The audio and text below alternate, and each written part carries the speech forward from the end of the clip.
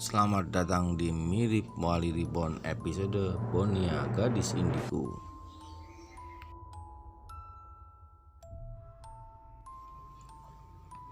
Aku ingat tentang Bonia itu ketika suatu malam aku dikabari membuka WA group, di mana di situ minta tolong, ada suara ikhwan santri yang kesurupan dan minta tolong.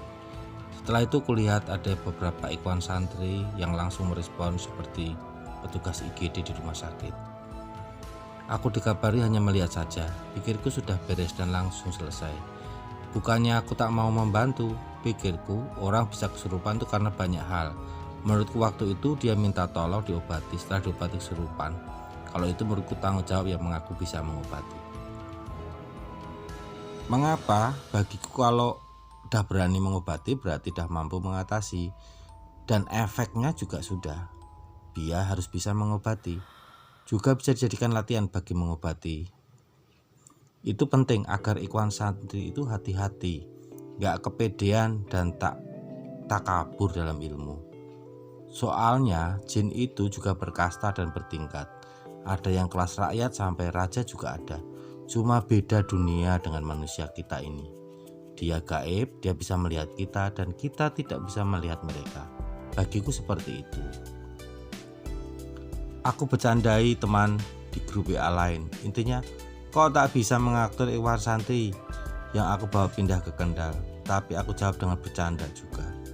Aku kalau ditanya jujur, aku biarkan saja agar tahu diri, belajar mawas diri, karena tarekat itu praktek.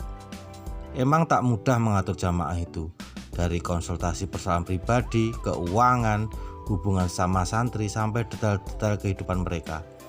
Belum ucapan tak puas atas solusi yang jawaban kita. Kadang berpikir, apakah aku ini pemuas?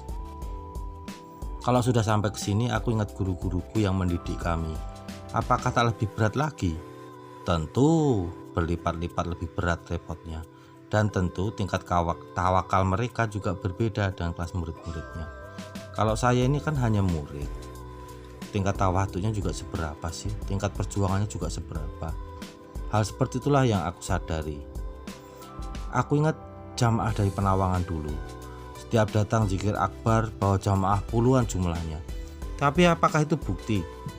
Aku jadi ingat jamaah satu desa itu.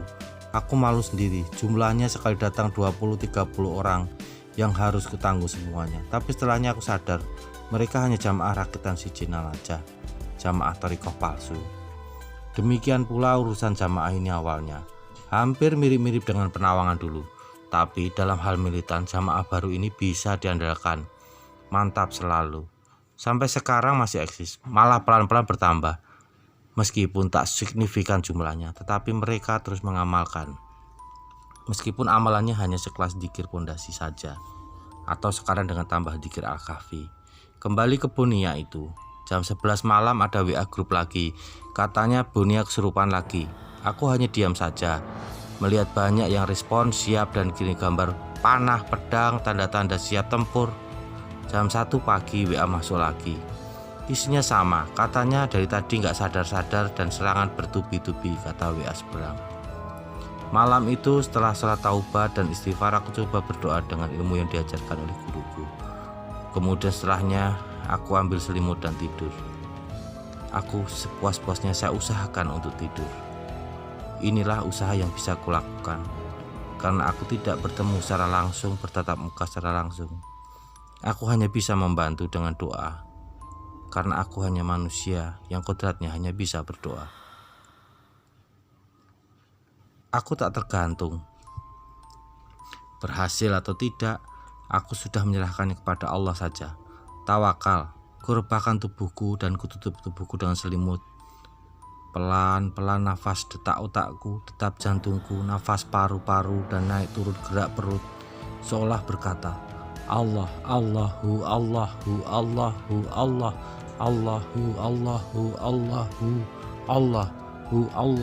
Allahu, Allahu, Allahu, Allahu, Allah, Allahu, Allahu, Allahu, Allahu, Allahu, Allahu, Allahu, Allah. Allah, Allah, Allah, Allah, Allah, Allah, Yang aku pahami dari kata-kata Mas Andi kepadaku adalah menyentil secara tak langsung. Jika diterjemahkan dalam bahasa lugas, di Purwodadi itu tak ada yang bisa maju karena semua ingin menjadi pemimpin dan merasa sama kedudukannya, padahal masih sangatlah awam dalam dunia tarekat ini. Padahal ini tarekat itu praktek, bukan teori. Kamu udah praktek apa, hasilnya apa? Itulah yang dimaksud dengan penempuh jalan rohani. That's nothing.